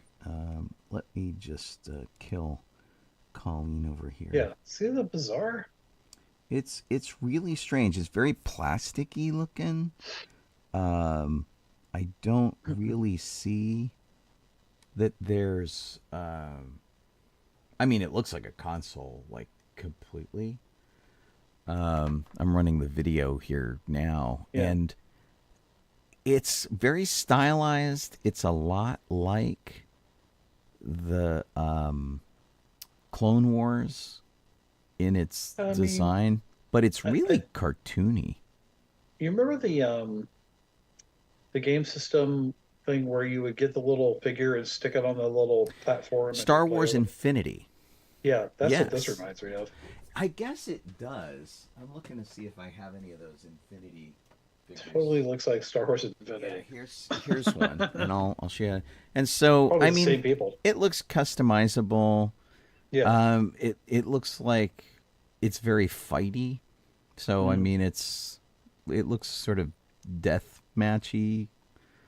And I guess it's cool. I mean, you know, every universe needs a big shoot 'em up, and this is really a big shoot 'em up. It looks fun. I mean, you know, that kind of thing. Well, you know, it's like, you know what this looks like? This looks like how we used to play with action figures when we were little kids. And so I kind of get that. The thing that Jeff was talking about is this. I'm showing you a figure right now. It's a very stylized figure of Anakin in this case. And so you would set these on the game, and then you would play these exact looking characters would show up in the game. And, you know, it's pretty neat. I like the sculpting and stuff. The other one has a little more detail, the game we just watched. But I think that it could be fun, especially if you want a game that you can just jump into and get out of. Like you want to blow off some steam without having to deal with a story mode or anything like that. This is true. That could be fun. But I mean, it's like Star Wars Fortnite.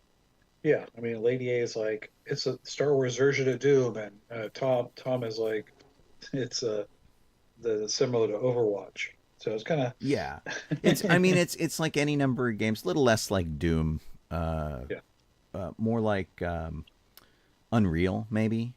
Doom was a little more I'm in a 3D environment, first person shooter kind of deal, but everything is so very stylized. It really does remind me of like Fortnite or Overwatch, a lot of things like that. And there's just nothing that says that there isn't room in the Star Wars galaxy for that. Be interesting to see how it does. We will have to see. So, Boba-Kit just joined us. Hi, Boba-Kit. Yep. Glad to see her here. Let's see, though. I think we have let's see here. It says Colleen left. I don't know if you went through all these out because Alan's here and Kelly and Lori. Yeah, we talked about pretty much everybody, except people who joined after Colleen left. We covered everything. Our last Star Wars thing is from comingsoon.net. Kathy Kennedy says that she's been really disappointed about the treatment of female actors, directors, and writers in the Star Wars universe. The male-dominated fan base, and male-dominated is in quotes, that's her quote, has been particularly violent in their opposition to having more women represented in Star Wars.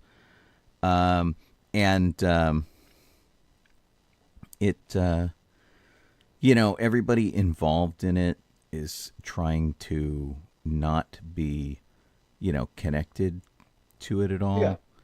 And Leslie Headland is with the Acolyte is getting it now. Because you enter the Star Wars universe, basically you get attacked if you're a woman. Yeah. It's pretty much how it works. And so that's what's happening. She's trying to distance herself from it, but she's getting it. And also, she's a Star Wars fan, and so sometimes she's frustrated with the storytelling too. Yeah. But Leslie Headland says, anyone who engages in bigotry, racism, or hate speech, I don't consider a fan. I stand by my empathy for Star Wars fans, but I want to be clear. And, it really is kind of a bummer. And because Kathy Kennedy's at the top, she just gets it all the time. Everybody just pounds on her.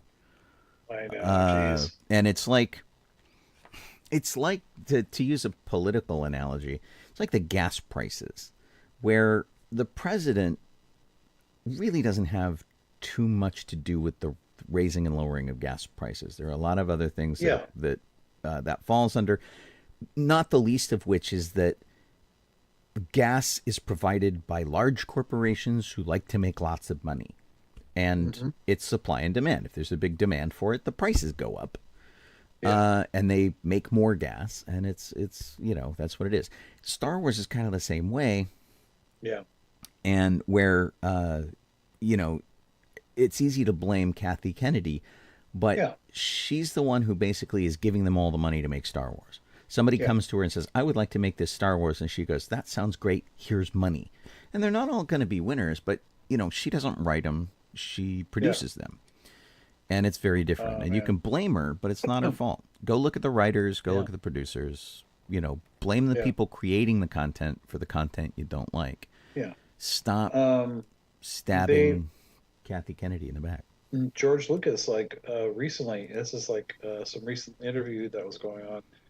And it's basically that the title of the article for Variety is George Lucas rejects Star Wars critics who think the first 6 films are all white men.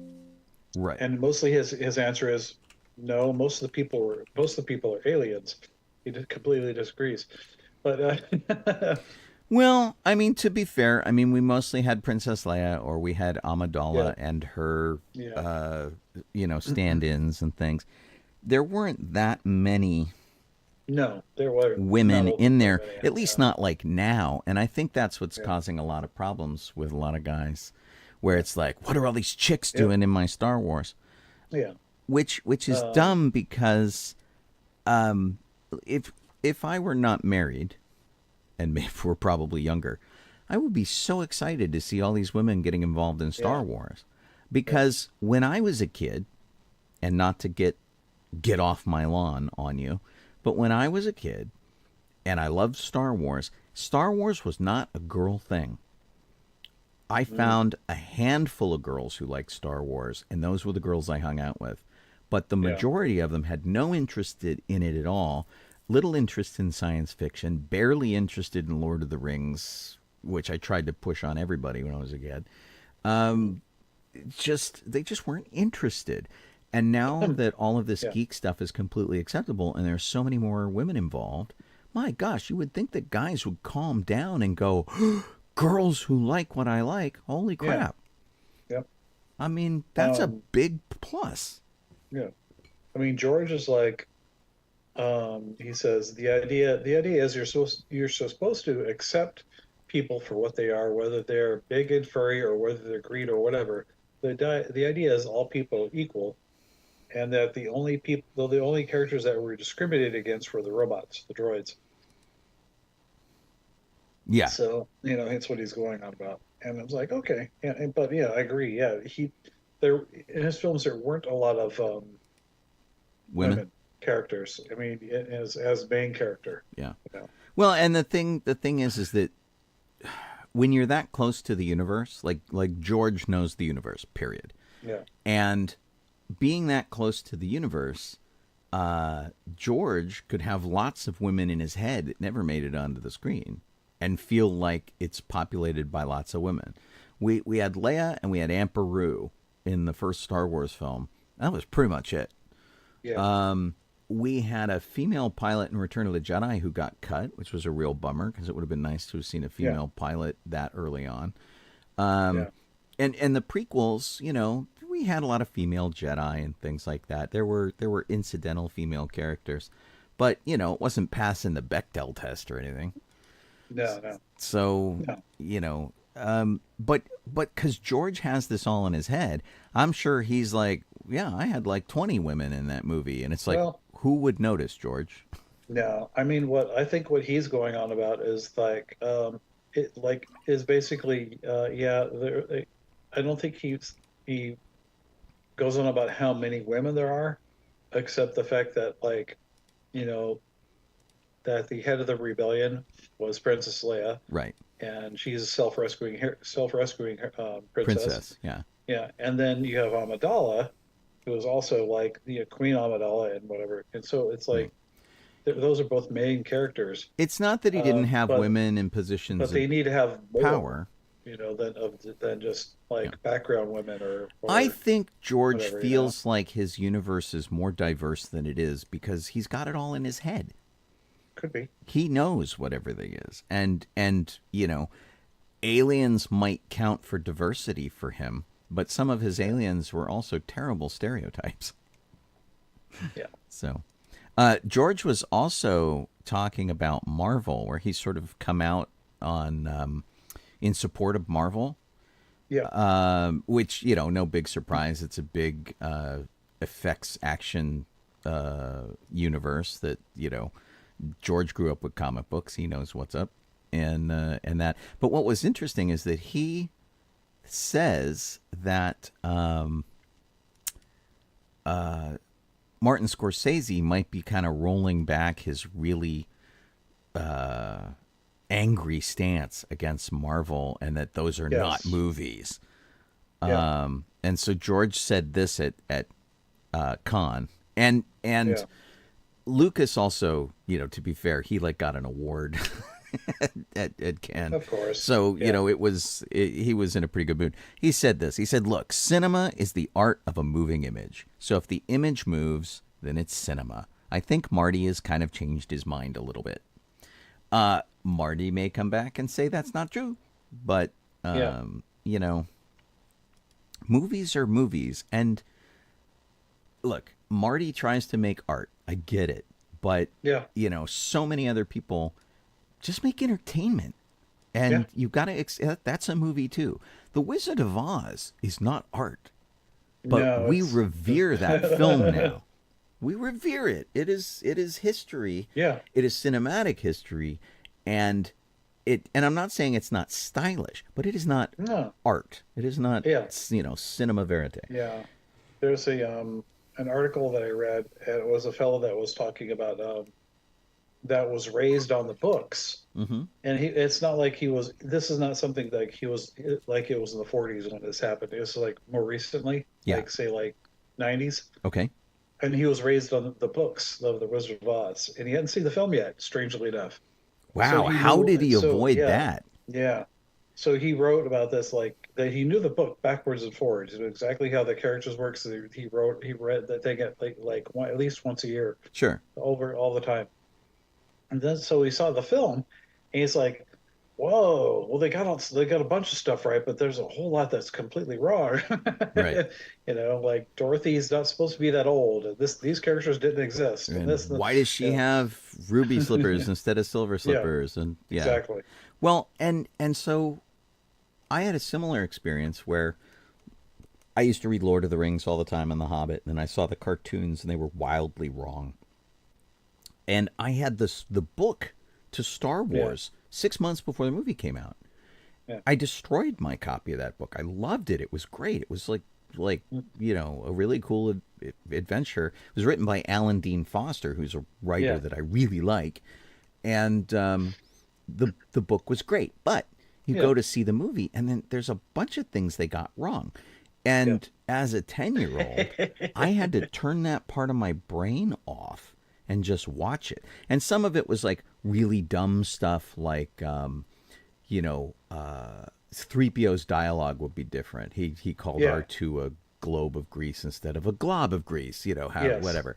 And then some of it was like, where's all this discourse about about Luke's father and Anakin, but he wasn't called Anakin, he was called Tan Skywalker at the time. And there was like all of this stuff that was like should have been there that wasn't there, and I'm like, but the movie was so amazing that you have to take it as its own entity. Mm-hmm. And then of course later on we realized that the book was written from an earlier cut of the movie. and the movie technically comes first, and that's the canon part of it. I mean, if you think about it, like 2001, right? Like people love 2001. I personally don't like it at all, but people love 2000. And if you look at the way they created it, it's more of an art film to me than it is anything than science fiction. And is very different from the book. Yeah. And then the subsequent book that was written by Arthur C. Clarke Yeah. took the movie as its canon and went from there and ignored the book that Arthur C. Clarke wrote, which was very different from the movie. And I think 2001 is beautiful, and I would say that it is art as cinema, because it's just it's an art film. Turn the sound off, ignore the story, and just look at the beautiful pictures. And it's incredible. But I'm kind of with Colleen. I took Colleen to see it at the Cinerama Dome. Which is pretty much how the whole thing was meant to be presented, and it was bad because, like, Colleen was like, if he doesn't stop breathing, I'm going to kill him. Yeah, it was 10 minutes of breathing and bright lights going around the guy's helmet, and I'm like, I'm done. Yeah, I was like, no. They killed it for me. Make it stop. There's a point where there are filmmakers that are, I guess, they're trying to be artsy, and they'll drag scenes out. Like, they'll drag out a shot, or they'll do this, and you're like, and I watch that, I'm going, okay, let's move on, shall we? Can we? That's really funny. It's kind of what happens with this. I'm like, can we go to the next scene? Yeah. Yeah. We're kind of running out of time here, so I'll tell you what. Pretty much. Before we do anything else, let me do some quick notes based on the stories that I teased. We did talk about the Acolyte. We talked about Marty Scorsese. The TV series Sweet Tooth is getting ready for its final season to come out June 6th. So it's like in a week. That comes out, which means if you haven't seen it yet, I recommend it. It was really good. And if you want to catch up before this new season comes out, you got 7 days to do it. Yeah. Netflix, right? Yeah, it was Netflix, and it looks pretty great. It's a story about a kid who is born with antlers, who finds other similarly mutated children, and deals with that. It's tough. It's like kind of a post-apocalyptic thing, and it's not a easy universe to live in. And then the Umbrella Academy, which has had 3 seasons, is coming back for season 4 on August 8th. There is an official teaser out, and I have to say, I'm surprised they're coming back because they sort of ended on a very final note in season 3. But apparently there's more story to tell. I very much enjoyed this entire series. So I'm glad it's coming back. I just hope it stacks up to the previous 3 seasons. Did they say how many episodes that they're doing? I do not know. I don't know. Let me see if it says in the information here, because I feel like the last one we got was more truncated than this. Okay. It doesn't say. It just says the final season. Yeah. So anyway, if you liked Umbrella Academy, here it comes. It's coming back. Yep. Which is pretty great. And then the final thing I had teased was Tom Bombadil. Yes. Is finally getting pulled into the Lord of the Rings universe. It was a big oversight that most people felt should have been rectified because he did not appear in the regular Lord of the Rings thing. Yeah. So Peter Jackson didn't have him, and Ralph Bakshi didn't have him either. So a lot of people really like that character, and so ignoring him was a bummer. So with the Rings of Power, he is going to get his time on television, and hopefully it lives up to what we know of him from Tolkien's writings. Yes. But I know a lot of people who are super excited by this. and they're all nerds. I know. I mean, I liked the first season of the Rings of Power. I thought it was fun. I mean, it obviously is let's time compression and such, and then changing things around with like and adding some characters here and there. But it was still, I still had a lot of fun, watching it.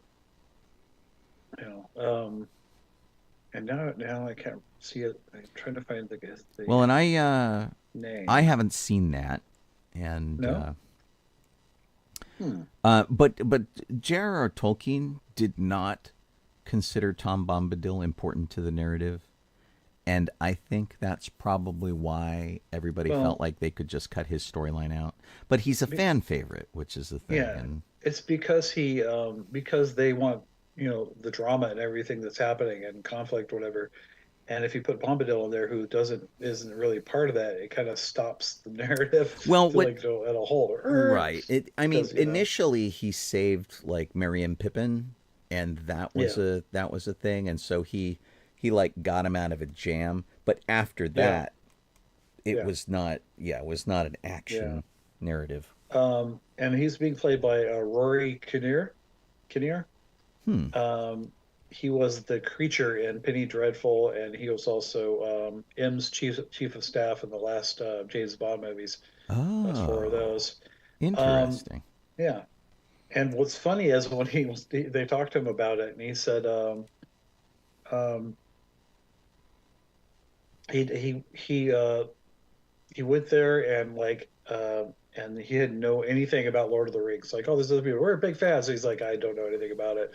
And this is, I hadn't read it, he said, but I'll go away and read it and get back to you. And he did. He went downstairs to he's like, I went downstairs to my partner who did know the books and does know the films. And I said, I've been offered this part. Apparently it's in the books. A guy named Tom Bombadil. And she was like, no way, you're playing Tom Bombadil.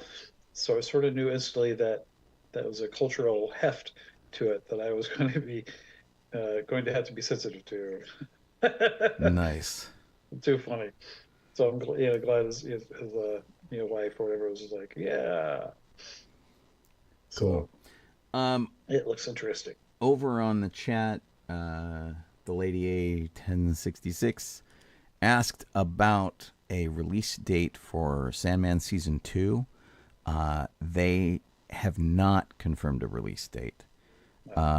It might not be till 2025. They're in production right now, and it was a fairly complicated series to create, so I think we're going to have to give them time. There is a trailer that is out, but there is no date. And so like they're filming right now. They're probably not going to be done until mid to end summer, and so we'll either get something by December or it'll push into next year. Gotcha. That's my thinking on it. So we'll have to see. I'm going to jump in here really quick and let you guys know that you're listening to Sci-Fi.radio. You could also be watching us on Facebook or Instagram or on Twitch, all of those things. The show is Docking Bay 94. I am Obi-Shawn Crosby. Donoho. And Poe, apparently. Yes.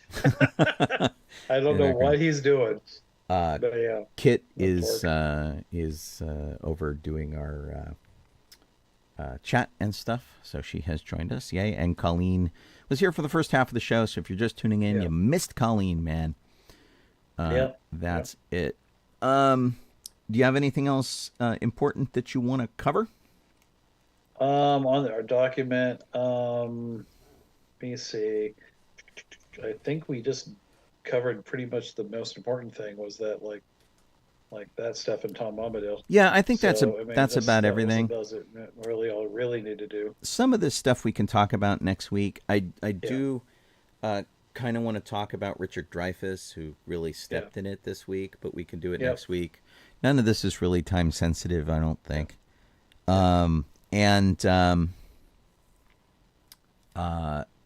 I know some people have mentioned in the chat, I know that Donald Trump did get convicted of his 34 counts, and I realize that that's newsworthy, but it's kind of not within the purview of this show. Yeah, we don't really cover that stuff. Yeah, I will register that I think it's really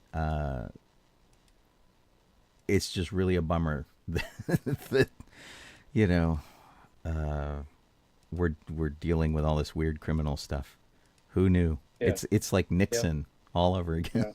Yeah. So I leave it to you guys. You feel free to chat about it in other places, but we're pretty entertainment thing, and not our thing, because it just kind of drags, much like Bombadil popping into the Lord of the Rings. It kind of drags it to a halt. You know what I will do before we say goodbye? Let me do the rest in peace section of people who passed away. We lost Raul Porto Sr., who was the founder of Porto's Bakery.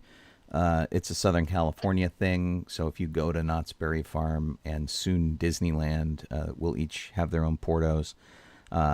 It's Cuban food, and it's amazing. We lost Caboso. Caboso is the dog behind the Doge meme. Very quietly passed away in the care of her owner, which is really cool. Johnny Wachter, who was an actor, it's a weird name for an actor, I know. Very strange. He passed away. He was here in Los Angeles working as a bartender, and he's a guy who did a lot of soap opera stuff. He was in General Hospital and things like that.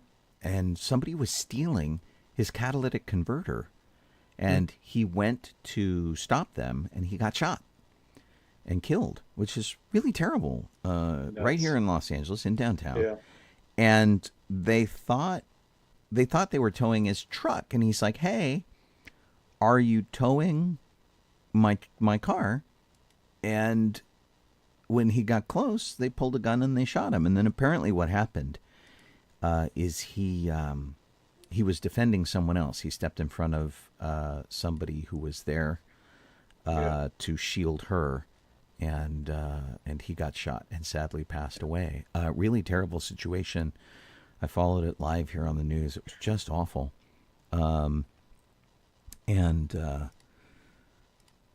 Nothing. It's just, why does that happen these days? It's a catalytic converter, man. Stop ripping things off of people's cars. We lost a documentary filmmaker best known for the film Super Size Me.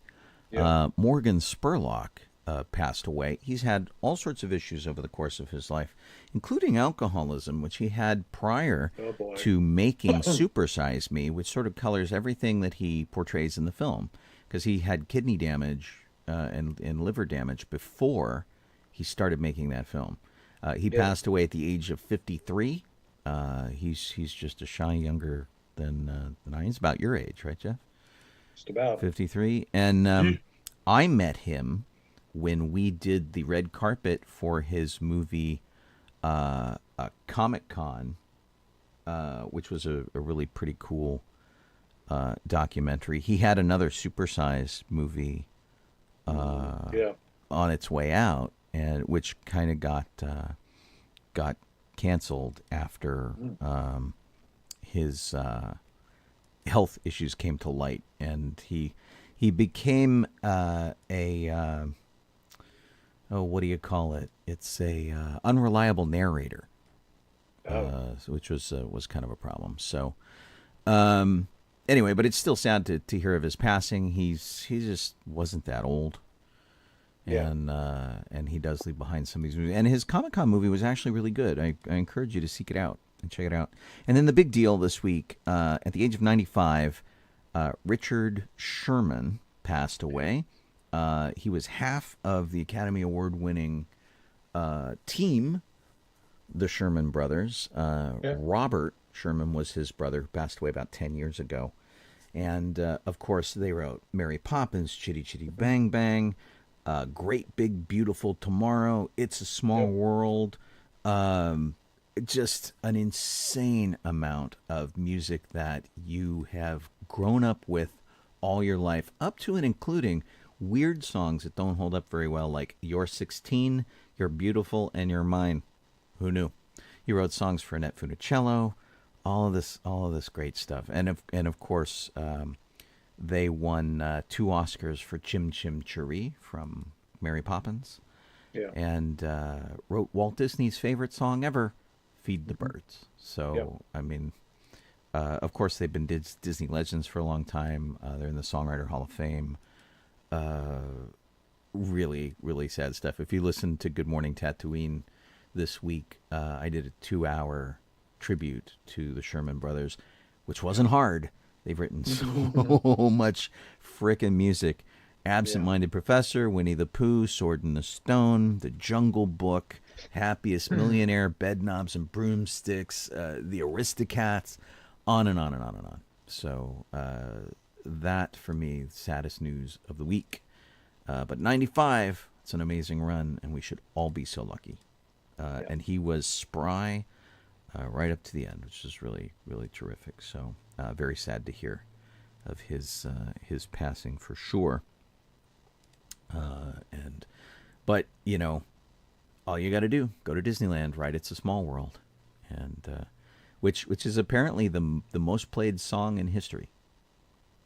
Largely because it just is on endless loop at Disneyland. Yeah. Since 1964.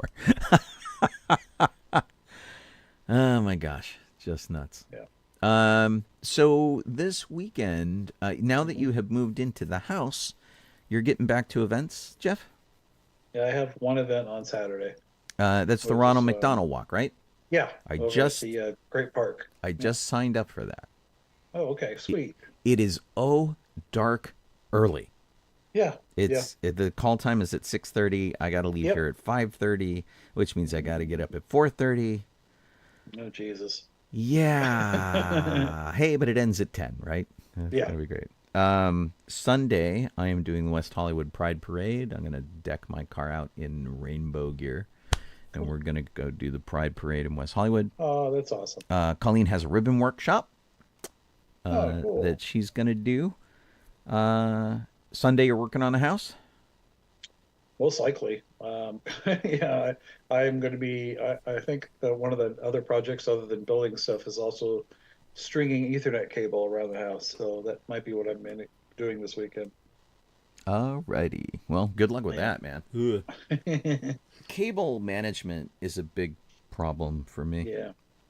I was thinking about this the other night, is that I never imagined as a kid that so much of my adult life would be involving cables. Yeah. I use cables here in the studio where I'm patching in and out of my computer and the soundboard all the time. We've got cables that we run for internet, cables for every charger we own. Before the show, I spent a fair amount of time trying to find the right cable for a little hard drive that I just picked up today so Colleen can get our vacation pictures from Japan, which I'm copying over now and still has 45 minutes to go. Is this you too? Are you also dealing with an insane amount of cables? Well, yeah. I mean, yeah, but they have some new methods to do them. It's sort of like we're going to probably end up using these things that kind of look like PVC tubes, but they're not. That stick to the wall? Yeah, they're peel and stick. Yeah, I use those angles too. And stuff, and it'll look cool. I mean, it'll be easy. It'll be easier. I don't have to drill or put any holes in the wall. Clean the wall with alcohol before you stick them on. We painted our wall with something that's like a matte paint, and those things will not stick to our walls. Yeah. I had some really nice ones. I painted them. I made them look like bronze, and they were really cool, part of our whole steampunk aesthetic. Yeah, they're all gone. They all fell off the wall. So. Exactly. But good luck. And to you guys who are still with us, oh my gosh, thank you for hanging out so late. Yeah. Colleen gives her regrets for bailing out early, but that's okay. She's been working really hard. She's kind of wiped out these days. So, if you have been listening to us over on the radio, that is sci-fi.radio. Don't forget that we have programming there 24/7. We've got a schedule up there that you can click on that will magically list all the shows in your local time zone. So do check that out. I'll be on the air tomorrow for Good Morning Tatooine at 9 a.m. Pacific, 12 p.m. Eastern, and we will wrap out the week with some cool music and stuff. We got on a acapella jag today, and that was kind of fun. Playing all sorts of acapella and beatboxing music, which was neat. Who knows what'll happen tomorrow? It's a Friday. All bets are off on a Friday, man, which will be fun. And then you could have been watching us on YouTube or on Twitch or on Facebook. Like or subscribe or do whatever they let you do over there, and let us know that you were there, because it's nice to know that you were there and we're not just doing this. And to everybody who has been hanging out on the chat, thank you so much. Glad to have your company as always. And I guess that's about it for us. We'll regroup next week and let you know how our events went this week. Jeff Soledado. I am Sean Obi-Shawn Crosby. As always, may the force, be with you. Little credits for you people over on the video side. We will see y'all next week.